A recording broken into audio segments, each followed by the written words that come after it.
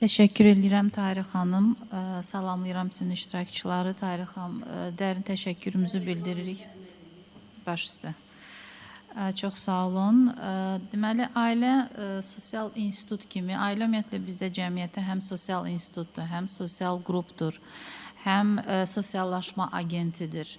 Ailə yəni çox funksional bir bizim üçün həm qrup, həm institutdur və mən çox diqqətlə dinlədim Humay xanımın hesabatını.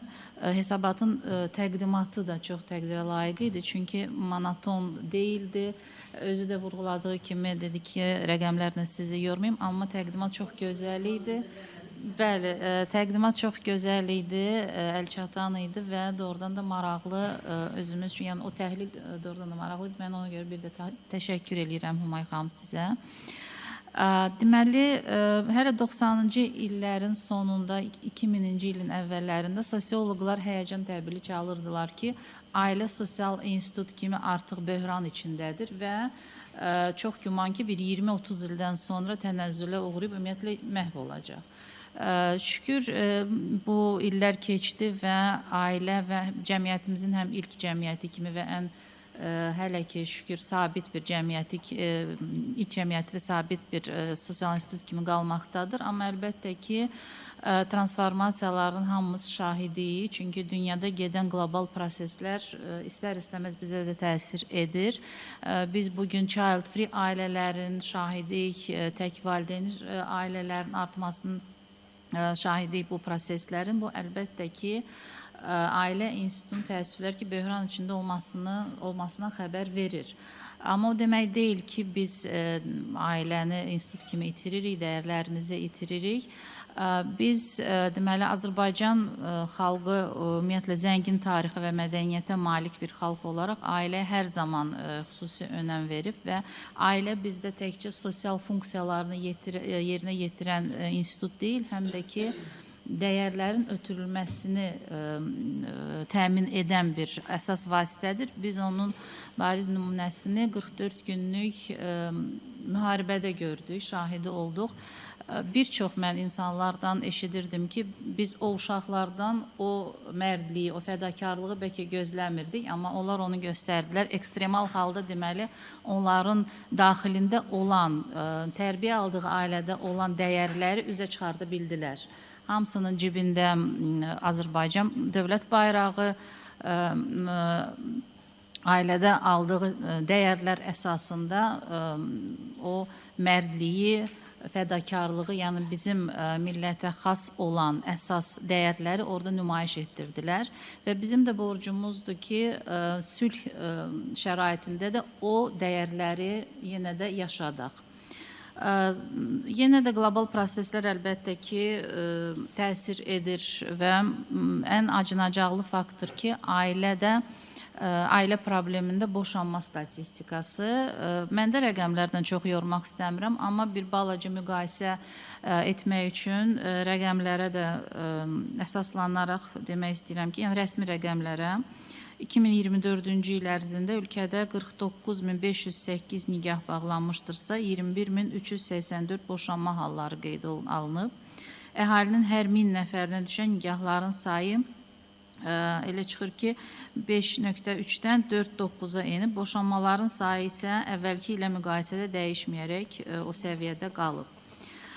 Bu, ailənin sosial institut kimi qorunduğunu göstərsə də, yəni ki, çünki nigah bağlayanların sayı az deyil, eyni zamanda dəyərlər sistemindəki dəyişikliklərdən xəbər verir. Nigah hələ də yüksək sosial dəyər kimi qəbul olunmağa davam edir, lakin boşanmanın artması sosial və iqtisadi səbəblərin ailə münasibətlərinə təsirini göstərir.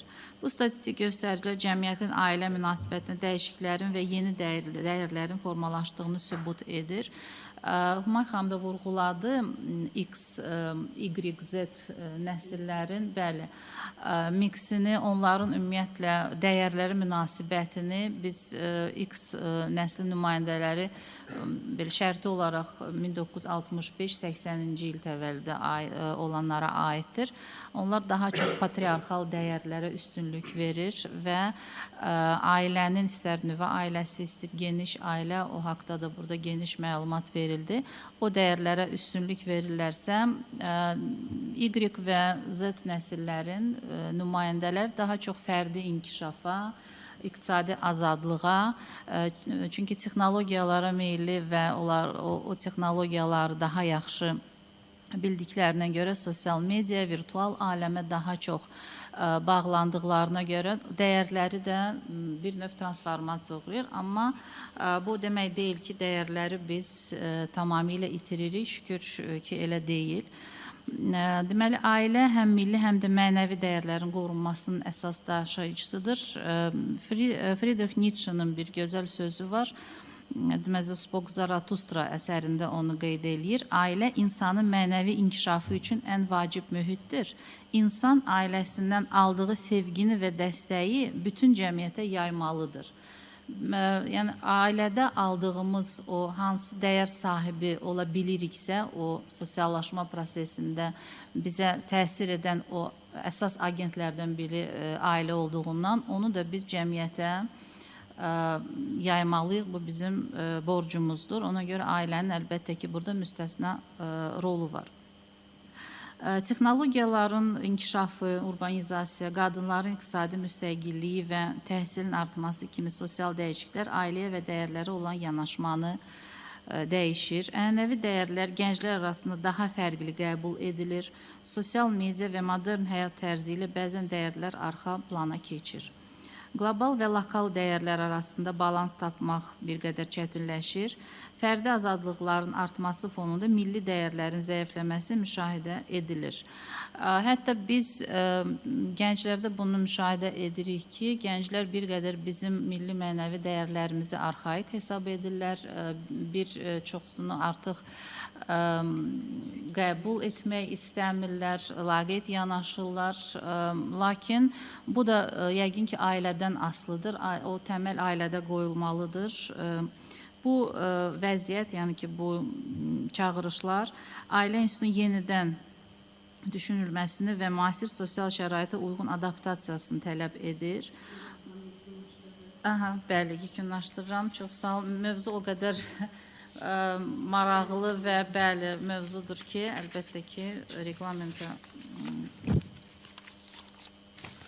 riayət edirik, yekunlaşdırıram. Beləliklə, ailənin deməli, milli və mənəvi dəyərlər sistemindəki rolu yalnız keçmişin mirasının qorunmaqla məhdudlaşmamalı. Yəni, biz konservativ yanaşmamalı. Biz necə, misal üçün, Yapon xalqı, İtalyan xalqı öz dəyərlərini sadəcə konservləşdirilmir, yayır. Biz də öz dəyərlərimizi qorumaqla eyni zamanda yeni dövrün reallığına uyğun çevik, dayanıqlı və dəyər əsaslı model kimi inkişaf etdirməliyik. Ailə həm sabitliyin təminatçısı, həm də fərdi və ictimai təkamülün daşıyıcısı kimi cəmiyyətin əsas dayağı olaraq qalır. Təşəkkür edirəm hər birinizə.